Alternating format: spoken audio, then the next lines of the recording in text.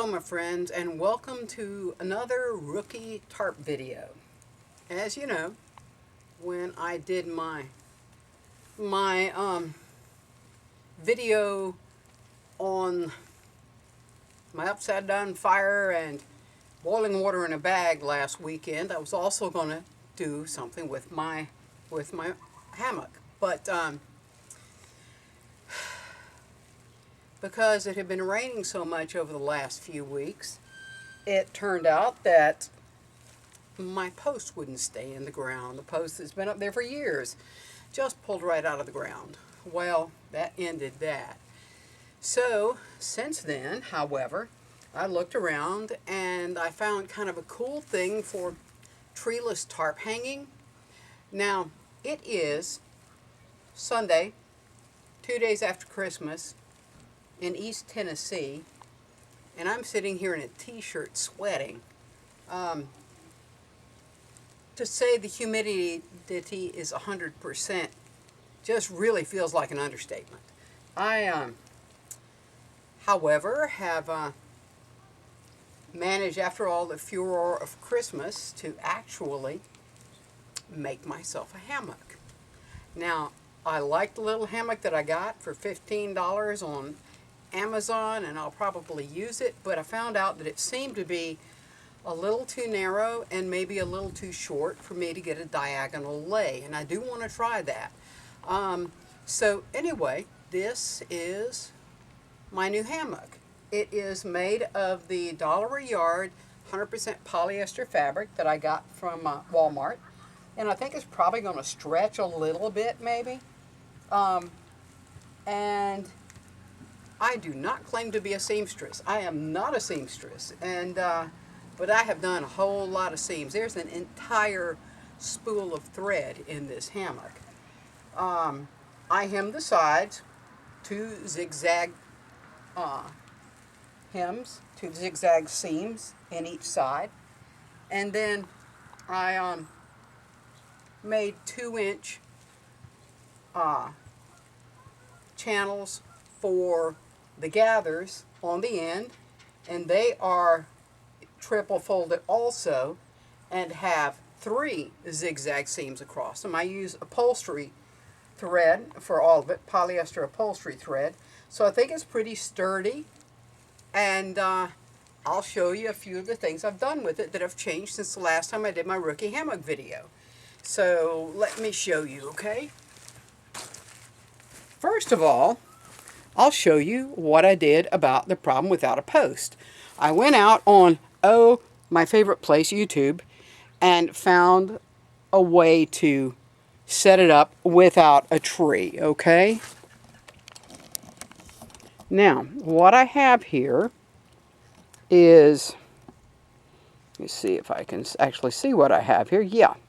What I have here is this ends up being about it's a little over 1.5 inches dowel. I wanted oak, but all I could find in 4-foot was poplar. So I got that. And what I'm using for the actual line on it, let me see if I can get my remote to work from here. Okay, I guess I don't need to. I can always push the top. All right. So that line is actually mule tape. And I had some nice thick 10-inch spikes, galvanized spikes, to drive in here. But did I mention how soft the ground is here in East Tennessee right now? It has done nothing but rain and storm for weeks. It thunderstormed the entire day on Christmas. So, needless to say, my little spikes just pulled right out of the ground. Even at an angle, they literally just tore a trench out of the ground. So, for the sake of today's video, I had to stoop to putting in a couple of small metal, literally, fence posts. And as you can see, I've got these out at an angle from each other. and coming to my post here. Now when I'm sitting in my hammock, this post sits up straight. And since the ground is so soft, it's got a spike in the bottom of it. It's a piece of heavy, it's about 3/16 of an inch steel wire. It's about 4 inches long that's sticking out of the bottom. But with this ground this soft, I ran it through a piece of plywood so that it wouldn't just sink into the ground. And then at the top, I have this is just a big aluminum spike, and I drilled a hole all the way through. And you see I've got a knot right here in the mule tape. Mule tape is rated for 1,250 pounds, so I feel real good with this. And my Amsteel whoopee sling and my mule tape are just dropped over the top of this dowel.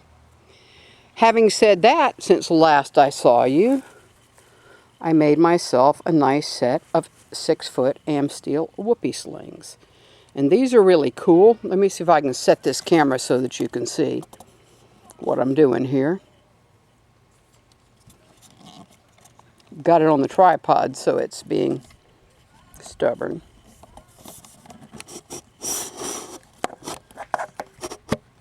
All right.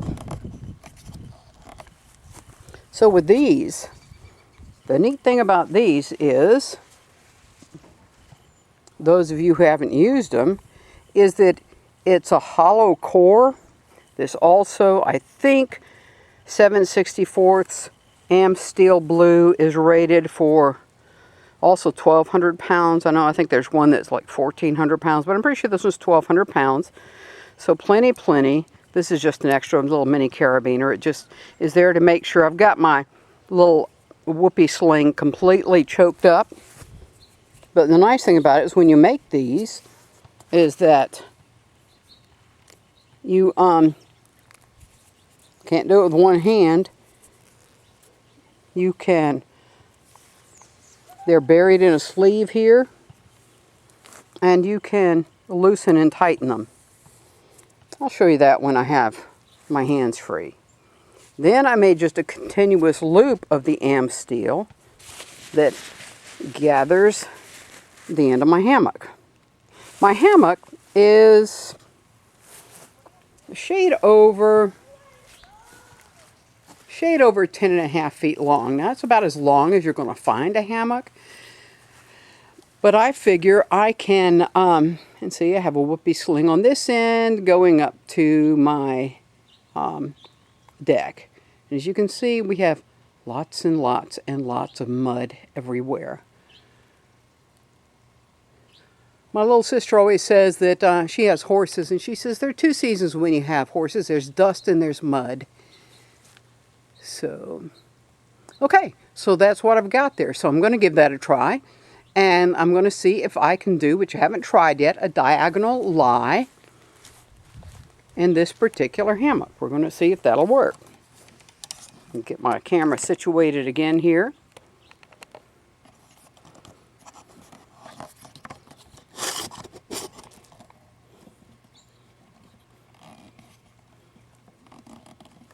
And hopefully I can do this and still not be sitting all the way on the ground. We'll see in a moment. Let's see.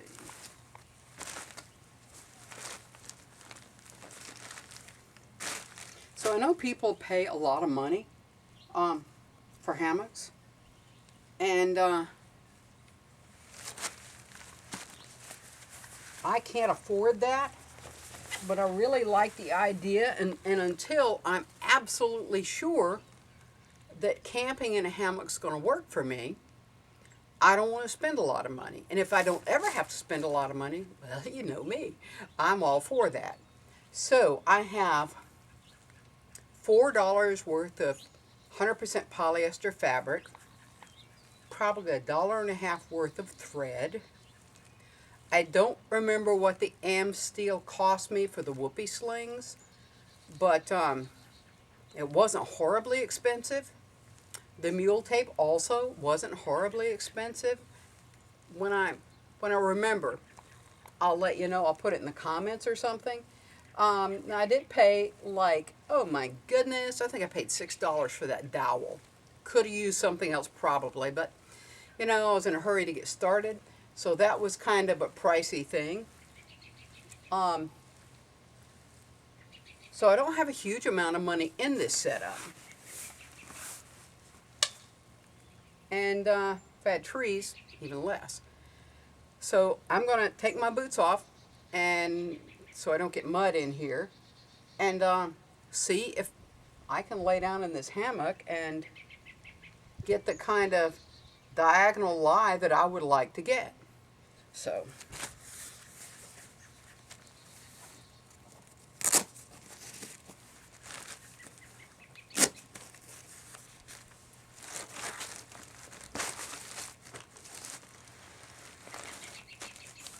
look at these socks. I don't know if you can see these.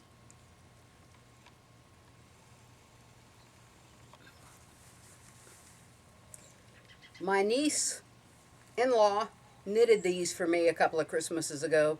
They are absolutely awesome socks. You never know what you're going to see on my videos, do you? Okay.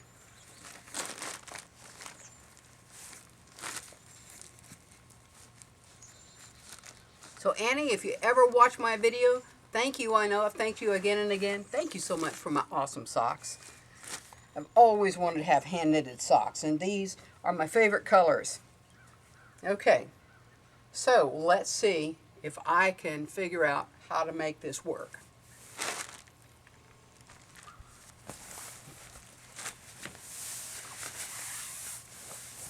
Like I said, the idea is to be able to, I don't know if you guys are going to be able to see me, lay at an angle.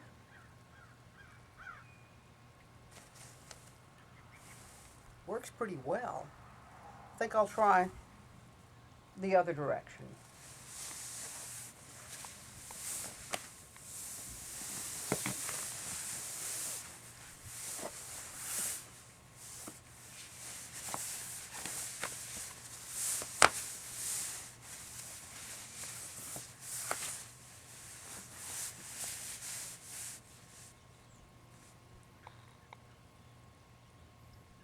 That feels pretty good.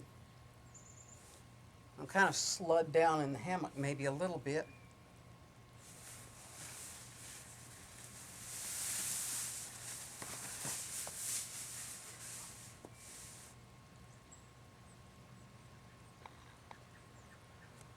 Awesome. Now, I tend to be a stomach sleeper, but I think I'd be pretty contented on my side in this. One of the reasons I don't sleep on my back very much is kind of my arms and shoulders don't feel supported. I tend to sleep with my arms over my head.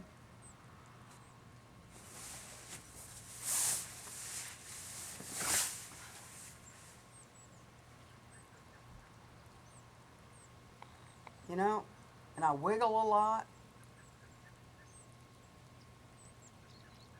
I sort of flip around like a pinwheel all night. And I think this is going to work.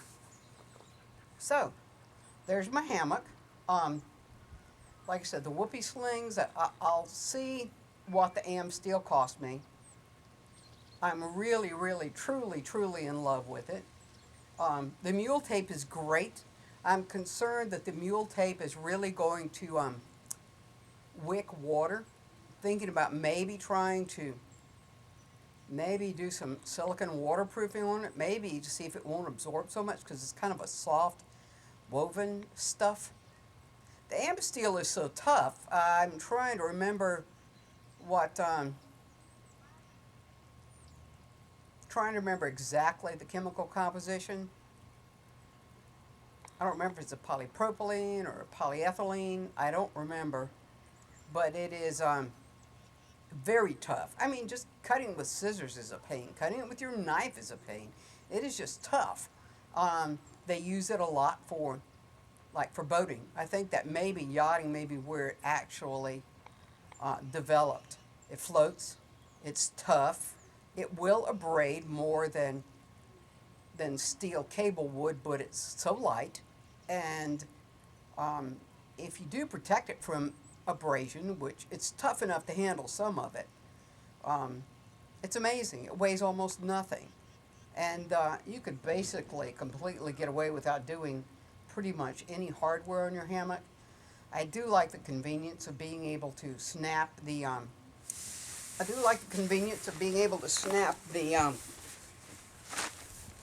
hammock right to the whoopee slings. So anyway, there's my second rookie hammock video. I'm going to try something they call some kind of bag. I should really rehearse, you know. But anyway, I'm going to make a bag so that basically it will end up staying on one end with a small opening just so that the rigging can stick out. And then, you know, gather up at the other end and have all, you know, my whoopee slings and tree straps and things like that stuffed in the other end so that basically you can get your hammock out and hang it without really dragging it on the ground, which is definitely something that they suggest that you do. And I don't have a post, but I can still put a hammock up in the yard, so that's great. Like I said, didn't plan to have to put big steel posts in the ground to do it. And I think that the spikes that I've got are going to be completely adequate most of the time when it hasn't been raining for weeks. And I guess normally places with no trees, you know, are not going to be the rainiest of places anyway. We'll see. Anyway, options. We always have options. So I appreciate you tuning in for another rookie hammock video. And I tried doing what Cryptic Cricket and a number of other people say. Oh, you can make a hammock in 5 minutes. Just take it and lash the ends and put it up. I tried it. It ended up on the ground 3 times. And apparently I'm not good at lashing. It seemed tight. It was as tight as I could make it, but nah, it just, I don't know. I know that, I'm sure that ripstop nylon is just as slippery as this, but this stuff just slipped right out of it. So there it is. That's okay. I'm learning to sew, so that's good. It serves its purpose. And, you know, it's this gorgeous, warm, humid day in East Tennessee. And I think I'm going to take a nap in my hammock. Okay, y'all. Thank you for tuning in. And I'll be getting back to you with some more hammock adventures. I'm going to be getting back to you with some more boil some water in a bag adventures. I'm going to make it work. And as well as other things, all I need is spare time. But it's always a pleasure learning from you. Please leave me your comments, any suggestions you've got. I really, really appreciate. And and I'm also going to show you the cool sleeping bag that I got. It's a Czech Army surplus bag, and Randy J's the one that put me onto it, and I got it for $25. It's really kind of amazing, and with a fleece liner, it's probably going to take care of most anything I want to do. So I will get it out and show it to you. And the thing that's cool is that although it was supposed to be surplus and it was supposed to be used, it had never been out of its sack. Brand spanking new. $25 was awesome. So I'll do a video on it soon because I think it's really cool. And if any of you need a sleeping bag, it might be a good option for you. It's really kind of a neat system. So I am going to take my nap now. And it's been a pleasure talking to you. And you join me here anytime in East Tennessee. And eventually it might even be winter. I hope you all had a Merry Christmas. I hope you enjoyed your families. Now get out there and do some YouTube videos. I need something to watch, okay? Thank you. God bless all of you. Bye-bye.